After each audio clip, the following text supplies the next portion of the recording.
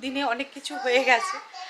তো যাই হোক, কী হয়েছে তোমাদেরকে বলি। অ্যান্টিবায়োটিক দিয়েছে, মানে বুঝতেই পারছো ইনফেকশনটা কতটাই বেড়ে গেছে। সো এই আর কি, লাস্ট 2 দিন এভাবেই কাটলো। কিছু না কিছু আমাদের সাথে হচ্ছেই, সেটা তোমরাও দেখছো, নয় এটা নয় সেটা। Good morning S S family, welcome back to the channel. সকালের দিকে ওয়েদারটা তাও মন্দের ভালো থাকে। আমি আজকে সকালে হাঁটতে গেছিলাম, কারণ এখন যা বাজে ওয়েদার, মানে এত গরম না, পরের দিকে আর হাঁটার কথা ভাবাই যাচ্ছে না। কিন্তু সকাল সকাল হেঁটে হেঁটে আসলে কি হয়, এনার্জেটিক লাগে। আমার উল্টো, কি ঘুম পাচ্ছে এখন আমার, বাপ রে বাপ। বাট এখন তো আর ঘুমানোর কোনো জো নেই, বাড়ির কত কাজ পড়ে আছে, রান্না বান্না সবই আছে। তো এই আর কি, এভাবেই দিন শুরু হলো আজকে সানডে, তো স্পেশাল কিছু রান্নাও আছে, তো সেই সব নিয়েই আজকের দিনটা কাটবে। আমাদের ওদিকে মোটামুটি গ্যাস ডেলিভারি দিতে কতদিন সময় লাগছে আমি জানি না, বাট আমরা তো কলকাতা থেকে ঘুরে আসার পর গ্যাস বুকিং করেছিলাম। তারপরে এই 3-4 হলো আমাদেরকে সিলিন্ডার দিয়ে গেল, মানে প্রায় 15 দিন মতো লাগলো লেখানোর পর ডেলিভারি দিতে গ্যাস সিলিন্ডার। তো তার আবার 25 দিন পরে আবার নতুন করে লেখানো যাবে। বাট সমস্যাটা তো মিটে গেছে বলা যায় না এখনও। বাট এই যুদ্ধটা যে একটু কমেছে, তাতে যদি কিছু হেল্প হয় তাহলে সেটা সত্যিই খুব উপকার।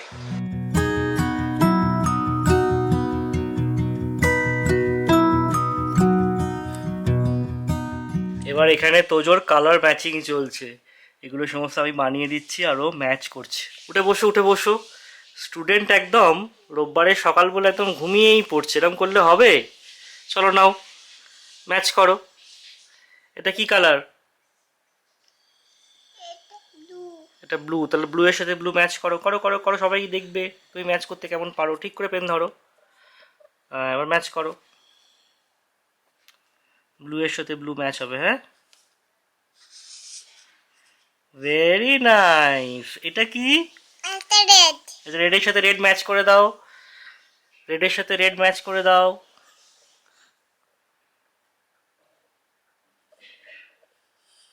Very nice. এটা কি? অরেঞ্জ। এটা অরেঞ্জ, অরেঞ্জের সাথে অরেঞ্জ ম্যাচ করো। বারে বাহ, ভেরি গুড। এটা কি? এটা গ্রিন। তো গ্রিনের সাথে গ্রিন ম্যাচ করে দাও। Very good, clap clap clap. তো এরকম ছোট ছোট ওয়ার্কশিটগুলো করাচ্ছি আর কি। শেপগুলো করব, তো তারপর নাম্বার গুলো করব। আচ্ছা, তাই এবার শেপস করবে, মানে এরকম শেপসও দিই আমি। এটা কি শেপ? এটা সার্কেল। হ্যাঁ, সার্কেল। সার্কেল। এটা এটা এটা কি বলো, তুমি জানো এটা, বলো এটা কি শেপ? এটা ট্রায়াঙ্গেল শেপ। Triangle shape. আর এটা কি শেপ? এটা কার শেপ। আচ্ছা, আর এটা কি শেপ? এটা এটা রেক্ট্যাঙ্গেল। রেক্ট্যাঙ্গেল। তো যে মোটামুটি এই শেপসগুলো ভালোই জানে। তো এবার শেপস দেবো, শেপসও ম্যাচ করতে পারবে। কোমর বেঁধে নামার আগে ভাবলাম যে নিজেকে একটু চার্জ আপ করে নেওয়া যাক। তো রিসেন্টলি আমি এই গ্লুকন ডিটা আনিয়েছি। এখানে যা গরম পড়েছে, এই কাজের মাঝে 1 গ্লাস করে গ্লুকন ডি খেলে না বেশ রিফ্রেশ লাগছে। তো যাই হোক, সৌরভ আর আমি দুজনেই একটু গ্লুকন ডি খেয়ে নিলাম। আজকে আরও কেন গ্লুকন ডির প্রয়োজন বলো তো, এই গরমে ফাইনালি আজকে আমি মাটন বিরিয়ানি বানাবো। সৌরভ বেচারা অনেক দিন থেকে বলছে মাটন বিরিয়ানি খাবে, মাটন বিরিয়ানি খাবে, সে আর হচ্ছিলই না। বাট আজকে সাহস করে আমি নেমে পড়েছি। তো আমি যখনই বিরিয়ানি বানাই, আমি কিন্তু বিরিয়ানির জন্য বেরেস্তা ইউজ করি না, কারণ তোমরা দেখবে কলকাতার বিরিয়ানিতে কিন্তু বেরেস্তা ইউজ হয় না। আর মাটনটা কিন্তু আমি আগে থেকেই ম্যারিনেট করে রেখেছিলাম, টক দই, স্বাদমতো নুন আর অল্প একটু রেড চিলি পাউডার দিয়ে। পেঁয়াজটা ভাজা হয়ে গেলে ম্যারিনেটেড মাটনটা অ্যাড করে দিচ্ছি। আর যেহেতু বিরিয়ানির জন্য মাটনটা বানাচ্ছি, তাই খুব বেশিক্ষণ কিন্তু কষাতে হবে না, অল্প কষালেই চলে। আর সেই কারণে একসাথে আমি প্রেশার কুকারের মধ্যেই রান্নাটা করে নিচ্ছি। আর মনে রাখবে, পেঁয়াজ কিন্তু ভীষণ কম ইউজ করবে, কারণ ওই গ্রেভি ব্যাপারটা যদি বিরিয়ানির মধ্যে অ্যাড করে দাও, তাহলে কিন্তু ওই ঝরঝরে বিরিয়ানিটা হবে না। তো সেই কারণে আমি অল্প, মানে একটা পেঁয়াজ অ্যাড করেছি। আর তেলটা দেখেছো কি সুন্দর বেরিয়েছে, দইয়ের থেকেই কিন্তু তেলটা বেরিয়েছে। তো এবার আমি অল্প কোয়ান্টিটিতে জল অ্যাড করে দিলাম, যতটা না দিলে নয়। এরপরে আমি কেওড়ার জল, ঘি আর একটু আতর দিয়েছি, দিয়ে এটাকে প্রেশার কুক করে নিয়েছি।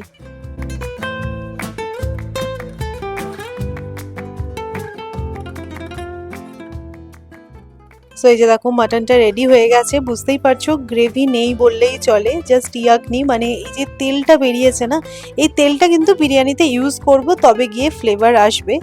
আর দেখো প্রথমে আমি লেয়ারে কিন্তু গ্রেভিটা আর অল্প একটু তেল আর মাটনটা অ্যাড করে দিয়েছি, তারপরে জাস্ট লেয়ারটা যেরকম সাজাতে হবে। আর আলুটা আমি আগে থেকে কিন্তু সেদ্ধ করে নিয়ে অল্প করে একটু ফ্রাই করে নিয়েছি। আর এই যে তেলটা দেখো এবার ওপর থেকে আমি দিয়ে দিচ্ছি, খুব ভালো হয়, এভাবে অবশ্যই করে ট্রাই করো। আর মাটন বিরিয়ানির তো অবশ্যই এই যে তেলটা দিচ্ছি যেটা, সেটা তো একটা আলাদা টেস্ট হয়ই। এরপরে ঘি দিয়ে দিয়েছি, তারপরে অল্প একটু কালার অ্যাড করেছি আমি, সেটা তোমরা স্কিপ করতে পারো, স্যাফরন দিয়েছি।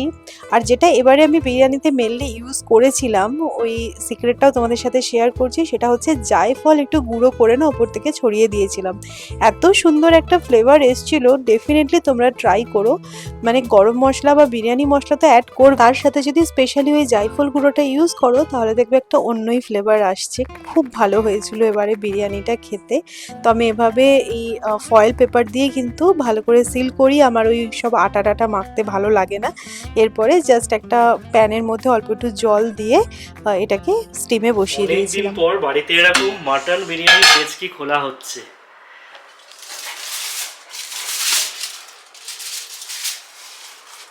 ভালো গন্ধ বেরিয়েছে। দারুণ গন্ধ বেরিয়েছে। এবার কাটো বিরিয়ানি নাকি?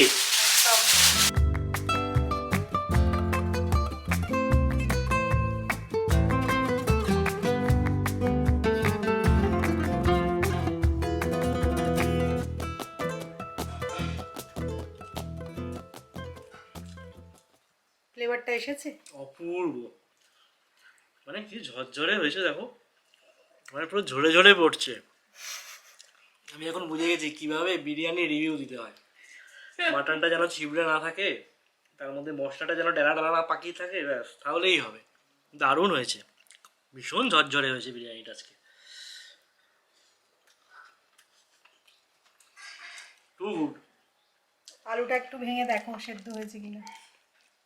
আহ দারুণ, মানে 100 আজকে একবারে দুবেলা জমিয়ে মাটন বিরিয়ানি।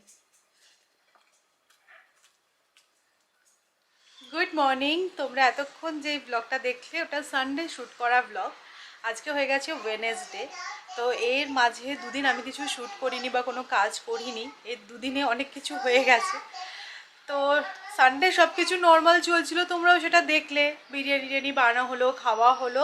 এবার দুপুরে আমরা তিনজনেই জানি একটুখানি রেস্ট নিই। এখানে এখন এত গরম পড়েছে না যে এই লিভিং রুমে বসা যাচ্ছে না, আমাদের এই বেডরুমেই এসি আছে, ওখানে গিয়ে একটু দুপুরবেলাটা রেস্ট নিলেই ঠিক, মানে তুমি কোনো কাজ করতে পারবে না গরমে। তো আমরা তিনজনই রেস্ট নিচ্ছি, এবার বিকেলবেলা উঠে জানি কাজ করব আবার নর্মাল যেরকম দিন চলে। তো সৌরভ সাডেনলি বলছে যে আমার চোখে একটু সমস্যা হচ্ছে, মানে যেন একটুখানি দেখতে অসুবিধা হচ্ছে।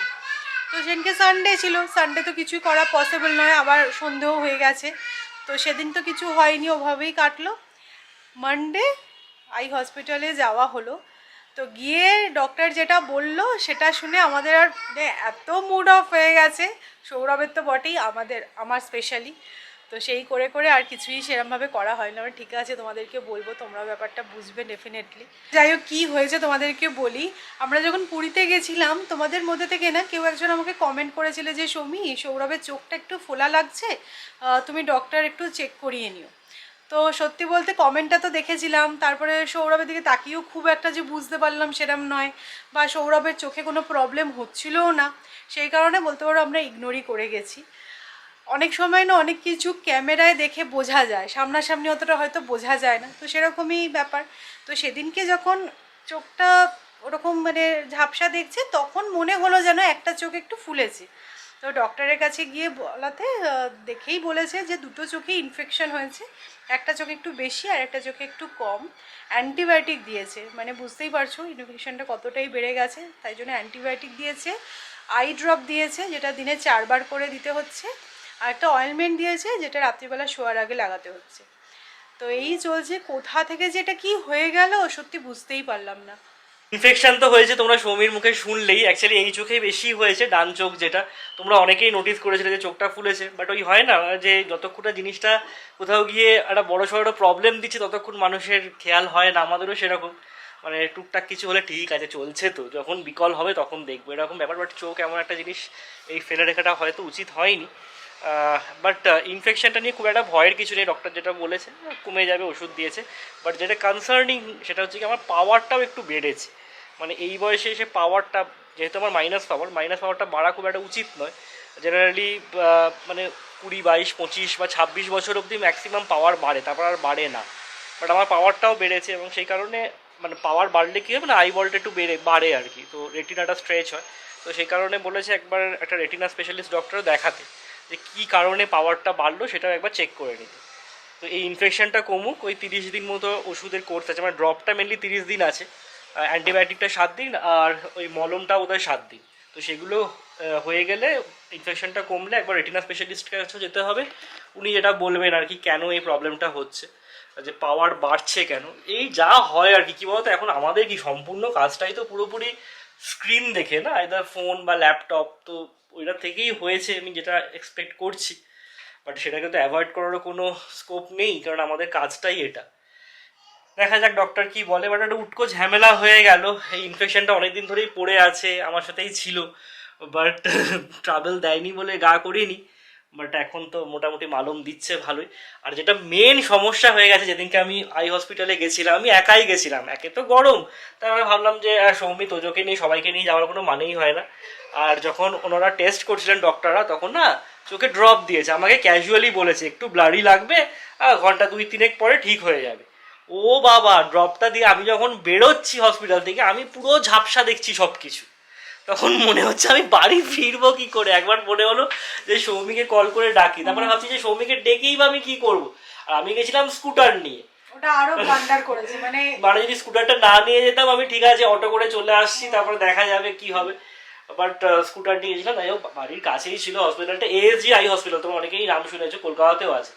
তো বাড়ির কাছেই ছিল, কোনো মতে তবে আজকে ব্লগে শেয়ার করছি, তাই এখনো অবধি মামুনিকেও, হ্যাঁ মাকে বলিনি, বেকার টেনশন টেনশন করবে। করবে, ঠিক আছে, মানে ইনফেকশনটা কমে যাক, তারপরে ডক্টর দেখাই কি হয়। পুরোটা ব্লগ দেখে তো জেনেই যাবে, বাট হ্যাঁ আগে থেকে বলিনি বেকার টেনশনে। তো আমার যেটা মনে হচ্ছে, আমি 2 দিন হলো ওষুধটা খাচ্ছি, ড্রপটা দিচ্ছি, অয়েন্টমেন্ট লাগাচ্ছি, আমার যেন 19-20 মনে হচ্ছে, মানে একটু যেন ফোলাটা কমেছে ডান চোখে।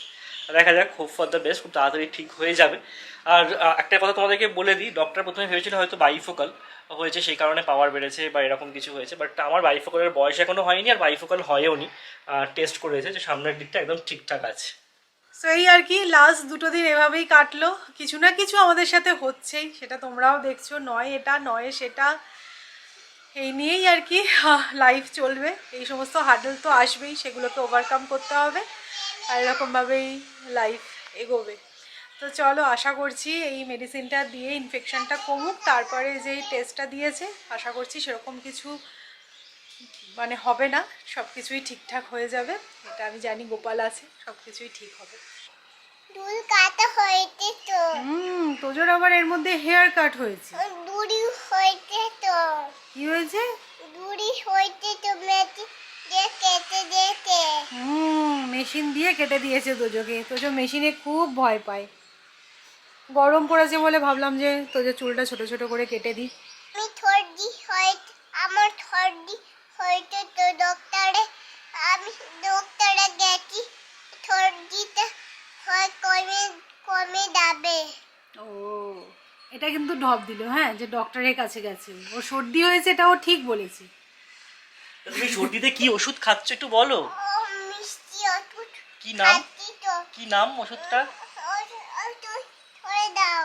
ওষুধটার তুমি নামটা সরে বলো। যাও, ও ক্যামেরায় সবকিছু বলছে। আচ্ছা তুমি ওষুধটার নামটা বলো। তুই ধরে দাও। হ্যাঁ আচ্ছা, আমি ঠিক আছে, সরে পাপা গেছি। সরে গেছে। তুমি মিষ্টি ওষুধের নামটা বলো। বাই না। আর একটু ভালো করে বলো। বাইরে না। বুঝতে পেরেছো তোমরাও কি ওষুধ খাচ্ছে? তাহলে কমেন্ট করো কিন্তু। আর একবার বলে দাও সবাই। আরেকবার বলে দাও। না তুই ধরে দাও। আমি সরে গেছি, বলো। ওষুধটার কি নাম? মিষ্টি ওষুধটার কি নাম? বাইরে বাইরে না তো। ঠিক, ভেরি গুড। না। ব্রায়োনিয়ার, ঠিক, পারফেক্ট হয়েছে। নাক সুরসুর করছে দেখো। আমি জানি এবার আর গরম নিয়ে বিশেষ কিছু বলার নেই, কারণ সবাই তোমরা এই ফেজ দিয়েই যাচ্ছ, বাট স্টিল এবছরের গরমটা জাস্ট মেনে নেওয়া যাচ্ছে না। মানে মনে হচ্ছে না হট এয়ার বেলুনের মধ্যে আমরা সবাই আছি, মানে একটা অদ্ভুত রকমের গরম। তো জানি না কি হবে, দেখা যাক। বলছে তো এখনো নেক্সট 2 সপ্তাহে বৃষ্টির কোনো চান্স নেই। তো ও এখন খুব সুন্দর কাউন্টিং শিখে গেছে, ও কাউন্ট করে বলবে আমার হাতে কটা ফিঙ্গার্স, বলো। 1 2 3 4 5। বাহ, তাহলে কটা ফিঙ্গার্স? 5 ফিঙ্গার্স। 5 finger। আবার কাউন্ট করো। 1 2 3 4 5। বাহ, আরে বাহ। ক্ল্যাপ ক্ল্যাপ ক্ল্যাপ ক্ল্যাপ করে দাও, তুমি ক্ল্যাপ করে দাও। আচ্ছা, তুমি একটুখানি তোমার হাতের ফিঙ্গার্স গুলো কাউন্ট করতে পারবে? করো এই দিক থেকে। হ্যাঁ, 1 2 3 4 5। বারে বাহ। এই যে এইটা করো ওই দিক থেকে, থাম থেকে। হ্যাঁ, 1 2 3 4 5। বারে বাহ। পাপার হাতেও 5 ফিঙ্গার্স, তোদের হাতেও 5 ফিঙ্গার্স। Very good. আমাদের লাঞ্চ হয়ে গেছে। তোমাদের হয়তো দেখে মনে হতে পারে যে বিকেল হয়ে গেছে তাই হয়তো ব্যালকানিতে এসেছে সৌমি, বাট একদমই সেরকম কিন্তু নয়। এখন বেজেছে সবে 3টে, বাট ওয়েদারটা দেখো পুরো চেঞ্জ হয়ে গেছে, মানে একদম ক্লাউডি ওয়েদার। কোথাও হয়তো বৃষ্টি হচ্ছে, বাট এই মেঘে আমার মনে হচ্ছে না সেভাবে বৃষ্টি হবে বলে। আর হলে বাবা একটু বেশি করে হোক, ওই 2-4 ফোঁটায় একদমই কোনো লাভ নেই, আরও গরম বাড়াবে। তো এই আর কি, আমি জানি না আজকে ব্লগটা কতটা কি হয়েছে, বাট তোমাদের সাথে এই আপডেটটা শেয়ার করার ছিল। লাস্ট 2 দিন সত্যি মুডটা এত অফ ছিল না। কখনো কখনো লাইফে এমন কিছু ইনসিডেন্ট, হয়তো সেই ইনসিডেন্টটা তোমরা বলবে এমন কি বড় ব্যাপার, বাট কিছু কিছু জিনিস না ভালো লাগে না, মুডটাকে পুরো অফ করে দেয়। তো আমারও অনেক পেন্ডিং কাজ জমে আছে, সেগুলো আমাকে আস্তে আস্তে এবার সারতে হবে। আমি লাস্ট 2 দিন ভিডিও কিছু শ্যুট করিনি তো ছেড়ে দাও, কিছু এডিটিংও করিনি, কারণ তোমরা জানোই সবটা আমি করি, মানে এডিট থেকে শুরু করে শ্যুট সব কিছু আমি একা হাতে, আমি আর সৌরভ দুজনে মিলে করি। সৌরভ আমাকে অনেকটা হেল্প করে, বাট এডিটিংয়ের পার্টটা পুরোটাই আমি দেখি। তো কিছুই করতে ইচ্ছা করছিল না, তো এডিটিং আর কি করে হবে বলো। তো এই ব্যাপার। ঠিক আছে, চলো আজকের মতো ব্লগটা এখানেই এন্ড করছি। আর কি, তোমাদের সাথে নেক্সট ব্লগে দেখা হচ্ছে, ততক্ষণের জন্য টাটা।